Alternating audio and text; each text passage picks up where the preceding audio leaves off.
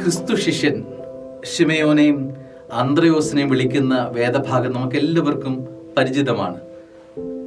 ഞാൻ നിങ്ങളെ മനുഷ്യരെ പിടിക്കുന്നവരാക്കാം എന്നുള്ള വചനം കഴിയുമ്പോൾ ശിഷ്യന്മാർ ചെയ്യുന്ന ഒരു അത്ഭുത പ്രതിഭാസമുണ്ട്. ഉടനെ അവർ വല ഉപേക്ഷിച്ച് അവനെ അനുഗമിച്ചു.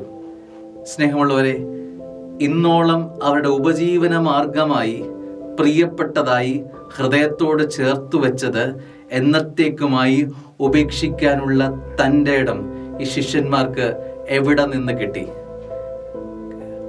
വല ആശ്രയമായി വെച്ചവർ ഇനി മുതൽ വല തന്നവനെ, വലയിൽ അകപ്പെടുന്ന മീനിനെ തന്നവനെ, ജീവിതം ഇനി മുൻപോട്ട് നയിക്കാൻ കൃപ തരുന്നവനെ മുറുകെ പിടിക്കാൻ ശക്തനാവുകയാണ്.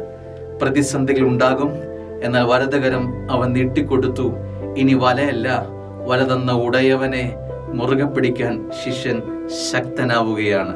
സ്നേഹമുള്ളവരെ, കൃപകളിൽ ആശ്രയിക്കാതെ, അനുഗ്രഹങ്ങളിൽ ആശ്രയിക്കാതെ, നിന്റെ കഴിവിൽ ആശ്രയിക്കാതെ, ഇവ തന്ന തമ്പുരാനിലേക്ക് നിന്റെ ആശ്രയം വെക്കുക.